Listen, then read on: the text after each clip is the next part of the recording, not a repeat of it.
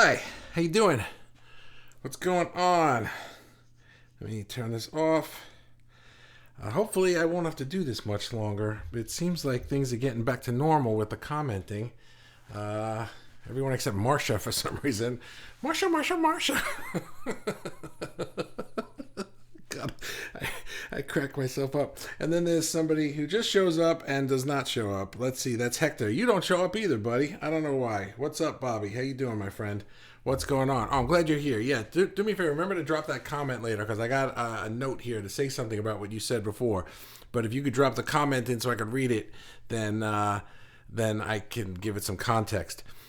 And so, yeah, how you doing?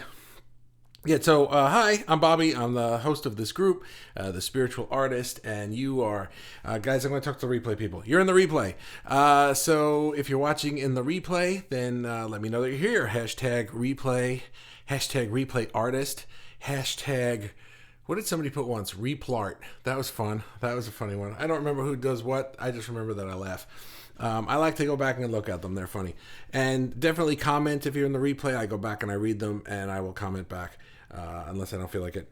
And if you're here live, please start commenting. Hector's here and Mikey's here. Hey there. What's up, buddy? How you doing? Amy is here. Evening all. Hope you've had a fab day. Yes, I have to angle this back. I forgot to do it again. Sorry, guys. There you go. So, let's see. Got a few more seconds. I like to wait till about the 2-minute mark. Sometimes I go over. So if you're watching live, definitely comment. I'm going to go through my spiel, and I'm going to ignore the comments. Then I'm going to come back, and I'm going to read all the comments. And sometimes I don't know what the heck you're talking about, because by the time I read them, so much time has passed that I don't know what you're talking about. All right. You know what? Let's get started. Fans. Fans are nice, right? It's nice to have fans. It's nice to know that people like your art. It's nice to know that you are appreciated and that people like it, right? Oh, darn it, I forgot to turn the oil burner off. Hopefully. Whatever. Anyway, yeah, it's nice to have an audience. We like to have an audience, or maybe even an audience for a business if you're looking at that, if you want to make money with your art, if you want to use your art within your business. All of this stuff is great. And a lot of times I talk about branding, and a brand is what people think about you, right? It's the collective energy of what everybody thinks about you. But then I got to thinking, I was like, yeah, but is it everybody? Is it all people? Or is it just the ones we actually care about? And that's kind of what I want to talk about today, are the three very generalized groups of people who you might show your art to. And so I'm going to just go through them real quick. The first is friends, family, peers, right? Depending on where you are in your art career, in your life as an artist, we all kind of start with drawing stuff and showing it to people and that like us and say, hey, do you like this? And they say, yeah, right? Because you're their friend or their kid or, my grandmother, God bless her, I never say God bless, that was weird. That is a thing I never say. Anyway, my grandmother, my father's mother, when I was growing up, she insisted that no matter what I was in, no matter like the school play or the thing that I made or anything at all, Bobby was the best. Like in the whole world, like even better than the kids in the other school who weren't even in this thing. That was my grandmother. And it wasn't until I was around 25, 30 years old that I realized that she was probably biased. Right, but seriously, that's what grandmothers do. They boost your ego. But a lot of friends do that. A lot of friends will tell you something's cool, something's good, something's great, just because they don't want to hurt your feelings, or just because whatever. And even if their intention is to say that it's good because they don't want to hurt your feelings, that doesn't imply that it's bad. It just might not be their cup of tea. So that was my grandmother, and a lot of people in this peer group, friends, family, whatever, they might have a lot of negative things to say. And again, not because you're a horrible artist, but because they're nervous about you getting rejected, or like, how are you going to make money with that? Or, they might not be as supportive as you'd like. So a lot of times this group of people around you in your life, just the people that you happen to be like plopped into the world and there's these people around you, there might not be the best audience to find fans because they're biased in some way. Either they don't want you to get hurt or they do want you to get hurt. That's not good, right? And so there's them, but that's where we start. Number two, and this one I think is what gets a lot of us, and it got me, is just a general audience, the world, right? Now, I'm an artist. I make lots of different kinds of art, but one of the ones that I make, and I know Mikey knows what I'm going to be talking about here, is making music. Because music we think of as like, oh, I made a song and I put it on Spotify, or I made a record or whatever, right? And Mikey was talking today about used to play at CBGB's in New York. He did the circuit in New York that I did, but he did it a few years ahead of me. And, it was like you'd play bars in the Long Island scene, the Long Island, New York City scene, and you're trying to amass fans based on them comparing you to what they hear on the radio. So what did we have to do? We had to go out there and we had to play covers. For me, it was the 90s. So we played all grunge stuff and Pearl Jam and Live and Alice in Chains and things like that. And it was fun, but we'd sprinkle in our own music, but nobody was coming to the concerts that we put on of our stuff because we weren't on the radio. We weren't this, we weren't that. And quite frankly, I began to realize that a lot of the music that I want to make isn't exactly pop music. I think a general world audience is great if you're making pop culture art. If you're making pop music, if you're making action blockbuster movies, if you're and as an artist, someone who draws or paints or sculpts or something like that, it's easy, I think, to get the general population to say like, wow, that's amazing. If you're a realist, if you can draw a person that's like, holy cow, that looks just like that person, people are going to say you're an amazing artist. But if you draw like Picasso, they're going to say you stink. Picasso stinks, really? Well, nobody understands that art because that doesn't look like a face. One eye's here and the other eye's here, right? It's like the more realistic your art looks, or the more like the radio your art sounds, or the more like that good thing we know your thing appears like, then the better you are to a general audience. And we're conditioned to sort of dilute our art to appease these people. Maybe you're not, if you're a painter or something. I'm not 100% sure, but I don't live in the gallery world or anything like that, but I would imagine that there are parts of that world even that, it's like if you want to be in this showcase or this whatever, or this string of museums or galleries or something, that you need to be fitting into what this genre of people like. And that's what it was like for music. That's what it was like for drawing and music especially. So you'd have to create music that you thought were like, how do you write a rock song that's a pop song that's good? You got to write ballads. And I can remember working on a CD and it was like, oh, we need to have at least one or two ballads in there, and we need to have it needs to open like this and it needs to go like this. And I think back to that, I'm like, why? Why, to make them happy?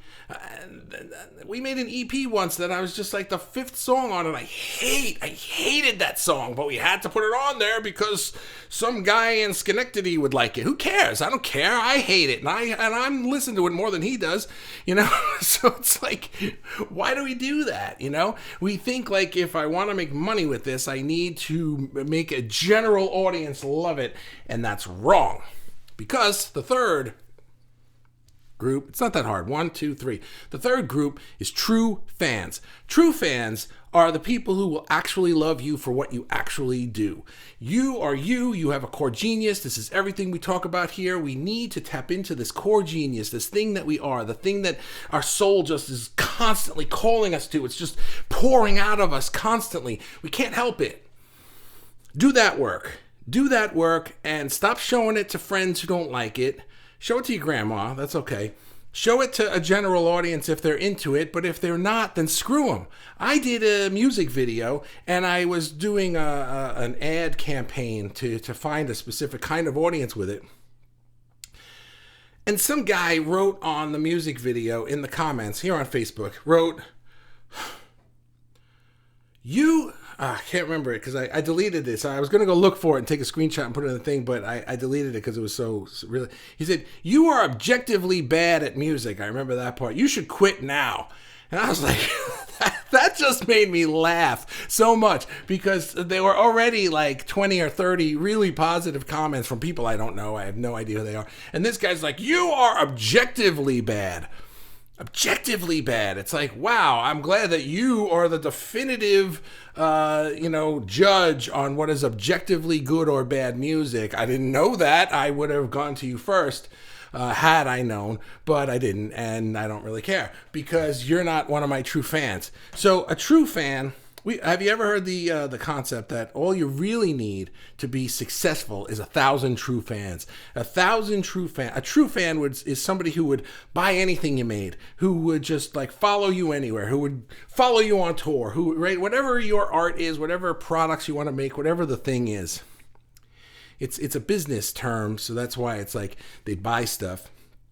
But it works for artists, even if you're not selling it, even if you don't care about making money through your art. And this is where I wanted to get to Hector because I see he put this here. I'm gonna skip all the comments and read Hector's. He wrote, "Good topic, but honestly, I have yet to encounter my first negative opinion fan," because I was saying something in the thing about how some people are negative and we don't have to care about them. And other artists have shared their horror stories with me, he said, but I haven't found mine yet. And I might be happy to meet that person. Before presenting my art to the client, I get high anxiety, but then I'm relieved when I sense their love for the new artwork. And that's an important sentence. Remember that one. With that in mind, I think some are good at not being honest, to not hurt my feelings. I don't know. So far, everyone is liking what I do. I don't mind the criticism.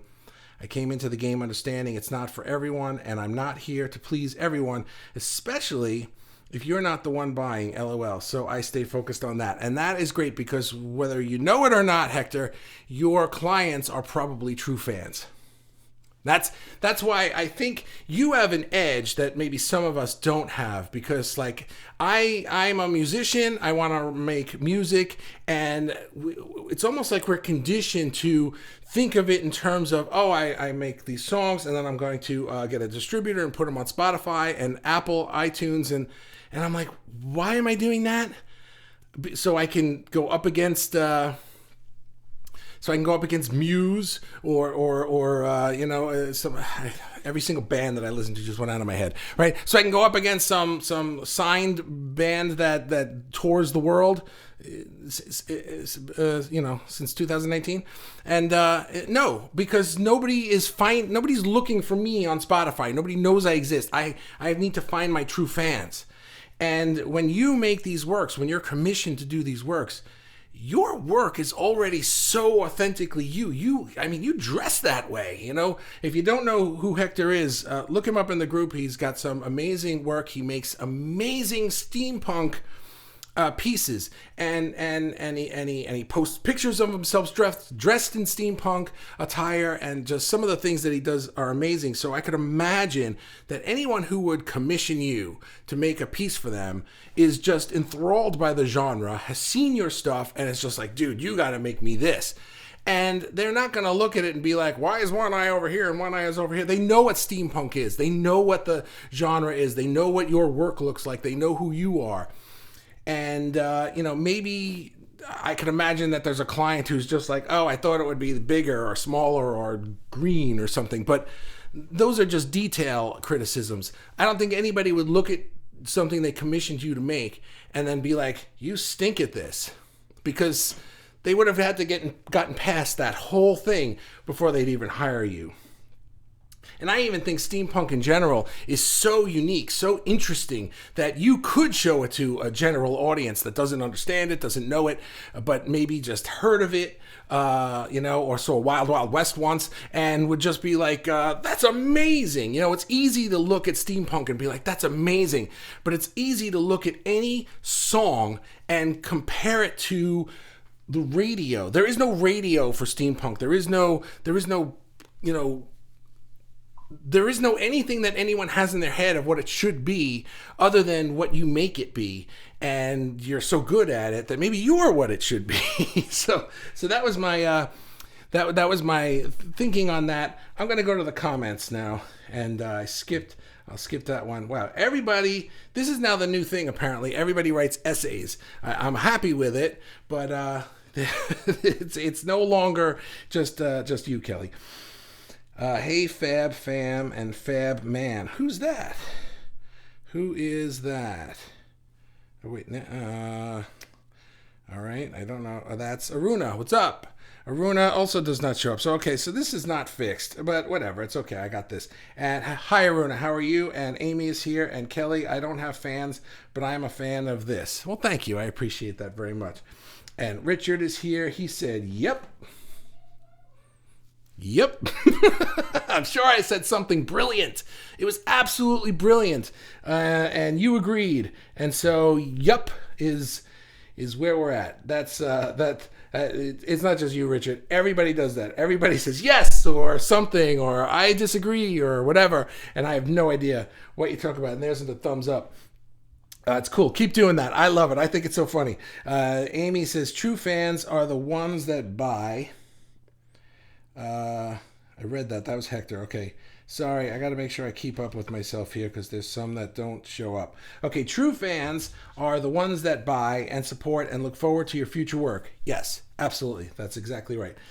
Richard says, I promote a band I like. We are friends now. Yeah, okay, so that's great. Sometimes you can get into a band and then become friends with them, and now you're friends. So you like what you like because they're friends, but you started as a fan. That happens here. Very few of you knew me before coming into this group. In fact, I don't think a single person on today's live knew me before joining this group. But I would say we're all friends now.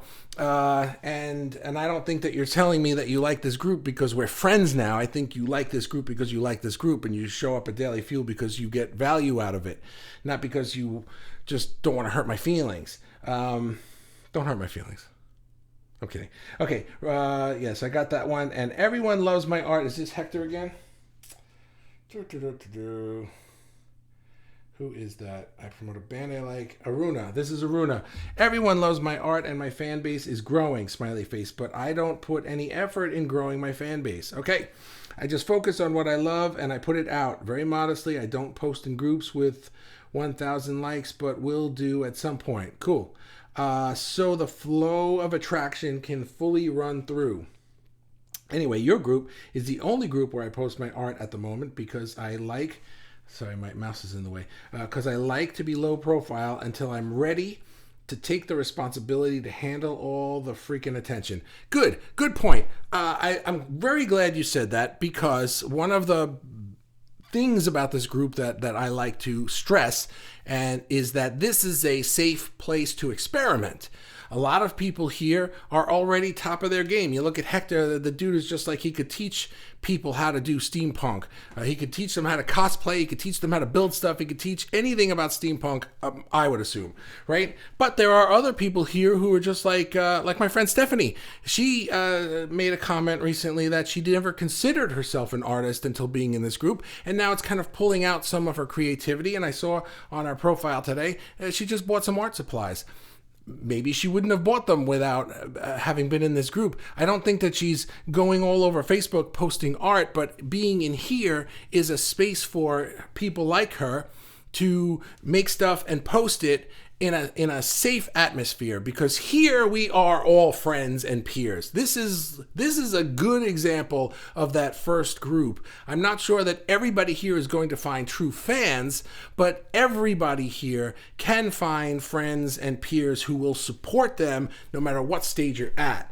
And Aruna, your stuff is great, but if you feel you're not ready to bring it out there yet, this is the place to get that feedback and figure it out. On the other hand, you don't just have to post things and get people to pat you on the back, because maybe you're looking for some constructive criticism.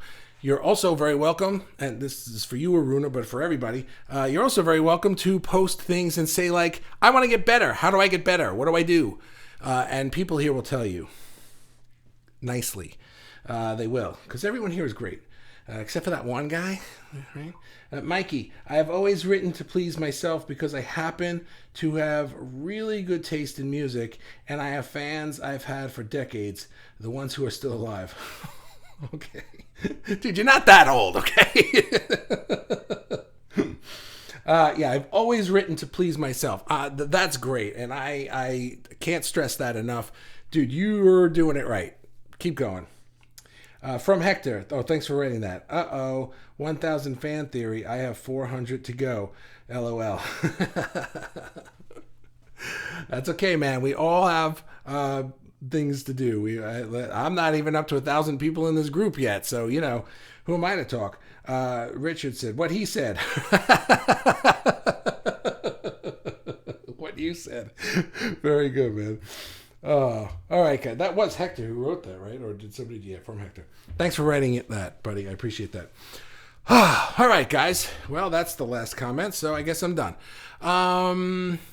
These are fun.